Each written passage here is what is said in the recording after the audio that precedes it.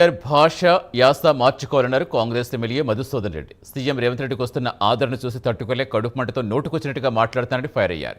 BRS నిరంకుశ ప్రభుత్వాన్ని తొక్కి కాంగ్రెస్ను అధికారంలోకి తెచ్చిన వ్యక్తి రేవంత్ రెడ్డిని కొనియాడారు. ప్రజలందరూ కూడా సంతోషంగా ఉన్నారు. దాన్ని చూసి తట్టుకోలేక కడుపు మంటతో అంటే పిచ్చి కుక్కలాగా ఒక వ్యక్తి మాట్లాడుతున్న తీరును మనం గమనిస్తా ఉన్నాం. ఈ మధ్యన కనీసం పిచ్చి కుక్క అన్న ఒక్కొక్క సందర్భంలో కామ్ గా ఉండొచ్చు, సందర్భాన్ని బట్టి మురిగే అవకాశం ఉంటది పిచ్చి కుక్క అయినా కూడా. కానీ ఇప్పుడు ఆ బీఆర్ఎస్ పార్టీలో ఉన్న ఒక పిచ్చి కుక్క ఆ పార్టీకి వర్కింగ్ ప్రెసిడెంట్ గా పనిచేస్తున్న మిస్టర్ కేటీఆర్ మాట్లాడుతున్న తీరును ప్రజలు అసహించుకుంటున్నారు.